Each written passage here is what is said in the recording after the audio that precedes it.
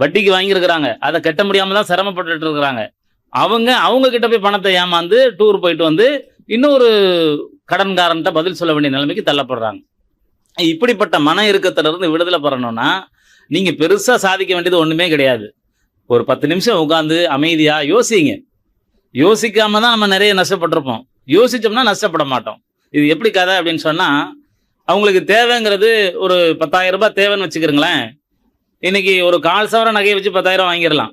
ஒரு காலத்துலலாம் 1 சவரன் நகையை 10,000 வாங்கிடலாம். இன்னைக்கு அடமானம் வைக்கிறதுக்கு சொல்றேன். அடமானம் வைக்கிறாங்கல்ல, அடமானம் வைக்கக்கூடாது. இஸ்லாத்தின் பார்வையில வட்டிக்கு வைப்பது குற்றம். அடமானம் எப்படி வைக்கலாம்னா, நான் உங்ககிட்ட வாங்கிக்கிற பொருளுக்கு இது பாதுகாப்புல இருக்கட்டும், அமானிதம் அதாவது பொறுப்பா இருக்கட்டும், நான் உங்கள்ட்ட பணத்தை திருப்பி கொடுத்து வாங்கிக்கிறேன்னு சொல்லி செய்யக்கூடிய இந்த அடமானத்தை இஸ்லாம் அங்கீகரிக்குது. ஆனா இன்னைக்கு ரூ. 100 கொடுங்க, நாளைக்கு ரூ. 101 திருப்பி தர்றேன்றதை இஸ்லாம் அனுமதிக்கல. அந்த அடமானம் கூடும், இந்த அடமானம் கூடாது. இவங்க என்ன பண்றாங்க, அடமான பொருள் கொண்டு போய் வச்சுட்டு தேவை வந்து ரூ. 10,000, அதோடைய மதிப்பு ரூ. 50,000. ரூ. 10,000 வாங்கிட்டு அதை திருப்பி செலுத்த முடியாம ரூ. 49,000 வர்ற வரைக்குமே என்ன பண்றாங்க, அவங்களுக்கு திருப்பி செலுத்த முடியல. ஆனா அன்னைக்கு அவங்க அதை வித்திருந்தாங்கன்னா மிச்சம் 40,000 இவங்க கையில இருந்திருக்கும். 10,000 செலவு செஞ்சு குடும்பத்தை சரி பண்ணிருக்கலாம். இத மாதிரி சின்ன சிந்தனை கூட இல்லாம என்ன பண்றாங்க, அதிகமான மக்கள் தங்களுடைய பொருளாதாரத்தை, தங்களுடைய சொத்துக்களை இப்படி எல்லாம் இழந்துட்டு தான் இருக்கிறாங்க.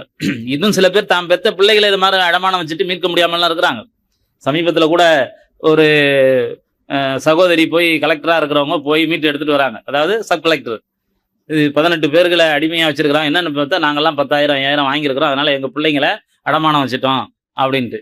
அவங்க கிட்ட என்னவா வட்டியா வாங்குறாங்கன்னா, அவங்களுடைய உழைப்பு வட்டியா வாங்கிக்கிறாங்க. அந்த பிள்ளைங்களை படிக்க வைக்காம அந்த பிள்ளைங்களுடைய வேலையை வாங்கி இப்ப இதெல்லாம் ஏன் நடக்குது அப்படின்னு சொன்னா, லேசாக சிந்திக்க முடியாம என்ன பண்றாங்க, யாரோ ஒருத்தர் போய் விழுறதுனால பின்னாடி எல்லாரும் போய் விழுந்துடுறாங்க.